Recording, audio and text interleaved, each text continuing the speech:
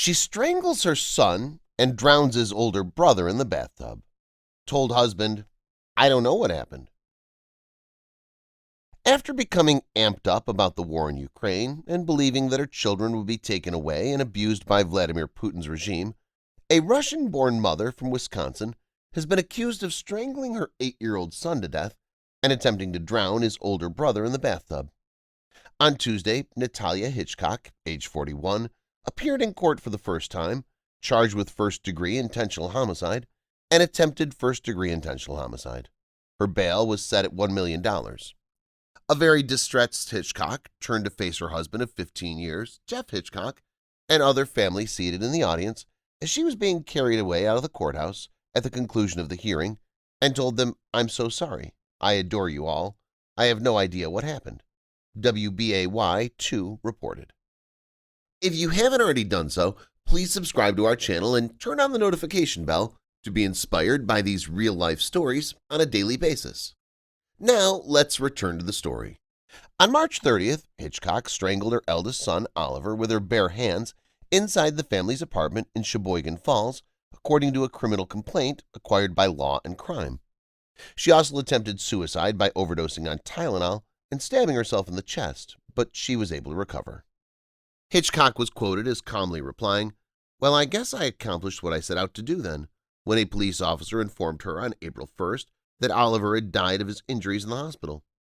Hitchcock was reportedly enraged when she was unable to get plane tickets to visit her parents in Russia. According to her husband, who detailed his wife's fall into the apparent paranoia, she had lately started drinking vodka and was experiencing surges of wrath. Hitchcock reportedly pushed her husband to buy survival gear, pistols, and knives in the days preceding up to the fatal spree because she was concerned their family would be assaulted. Officers from the Sheboygan Falls Police Department came to the Hitchcock family's apartment at 1110 Plank Trail at 5 p.m. on March 30th after receiving a 911 call from Jeff Hitchcock, who told a dispatcher that his wife had attacked their son and wanted to kill herself. Oliver was found unresponsive with bruising around his neck and blood pouring from his nose and right ear, all of which were symptoms of strangling. The 8-year-old was given CPR by paramedics on the spot before being transported to St. Nicholas Hospital, where they were later moved to Children's Hospital in Milwaukee. Meanwhile, in the apartment, Jeff Hitchcock brought his wife out of the bedroom with a knife in hand, telling authorities that she'd attempted to stab him. Natalia also stabbed herself in the chest in an unsuccessful attempt to cut her heart, leaving her clothes saturated in blood. The couple's 11-year-old son was also present and told investigators that his mother attempted to drown him in the bathtub after challenging him to keep his head immersed underwater for as long as he could. According to the complaint, the son informed the authorities that after he fell under the water, he felt his mother's hands on his head pulling him down, and at one point it felt like her whole body was pushing him down. He stated he could get out from under her, so he wasn't keeping him underwater, she said. He stated that the water was not very high and that if it had been much higher, he would have drowned. On March 30th, Oliver's older brother discovered him strangled under a sheet in his bedroom and called his father. As he approached Oliver, he noticed what he characterized as red dots on his face and white feet, according to the court statement. With Jeff entering and commencing CPR, he started screaming extremely loudly, he added. He also said that his mother ended up in the kitchen holding a different knife around her neck. He left the house, ran, and hid in the garage at some time. According to the lawsuit, Jeff Hitchcock expressed concern for his wife's mental health while she watched the news coverage of the Ukraine conflict. He claimed that the mother of two, who had previously shunned drugs and alcohol, had recently started drinking vodka and become violent when upset. Jeff told the cops that she asked him to buy a camping stove and fuel 3 or 4 days before the death, which he did to make her feel safe. She also wanted to stock up on guns and knives, but her husband would not allow her to do so. The allegation read, he indicated that Hitchcock also complained that she was unable to schedule a flight to Russia to see her parents, which made her angry.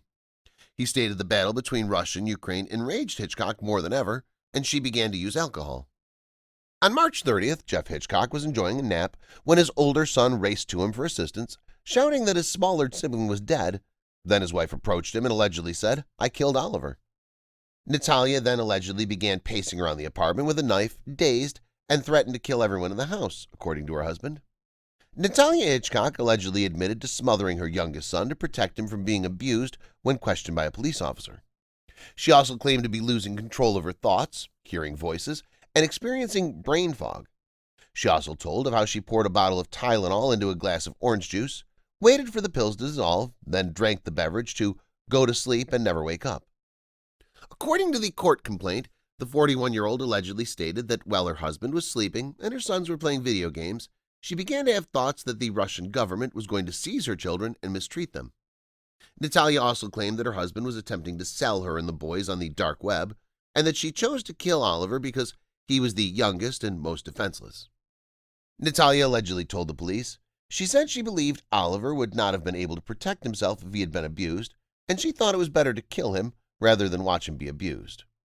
According to the lawsuit, the mother put both hands around her son's neck and squeezed as hard as she could until Oliver stopped breathing. She claimed she saw Oliver's face fade, and that as he lost consciousness and fell to the floor, she took a kitchen knife and stabbed herself in the chest. Natalia allegedly minimized the importance of stress induced by the war in Ukraine in her decision to kill her son during a subsequent interview with a detective, purportedly claiming that she was more afraid that she was being sold by persons on the dark web. According to the affidavit, the woman stated again that she wanted to stop Oliver's suffering with her own hands because he was so young and innocent. Hitchcock also stated that she had no choice but to commit herself since she was suspected of being a Russian spy. The woman, on the other hand, denied wanting to kill her elder son, telling authorities that she just dipped his head in the bathtub to shock him and make him realize his life was in danger. According to the complaint, Hitchcock began to cry softly and said she did it because she was frightened that her kid would be sexually molested, and she felt he would be better off dead after learning of Oliver's murder on April 1st. Hitchcock has denied having mental health concerns and has stated that he does not wish to be abused. She might spend the rest of her life in prison if convicted as charged. Meanwhile, Oliver's uncle, Eric Hitchcock, has started a GoFundMe effort to assist his brother, a truck driver, in caring for his surviving kid, who is now a single parent. In the description, Eric Hitchcock wrote, "No one should suffer at the hands of a parent, the one whose role it is to safeguard a child to keep him safe. With no history of aggression or abuse, we're left with only questions about why and how this happened. Oliver's distraught father has decided to donate his son's organs to help save 4 other youngsters, according to the uncle." Eric commented, "On the absolute worst day of Jeff's life, he gave 4 different families their absolute best days. My brother Jeff has always believed that Oliver, his son, was destined for greatness in his little existence. Oliver has accomplished the exceptional. Most of us only get one chance to experience life.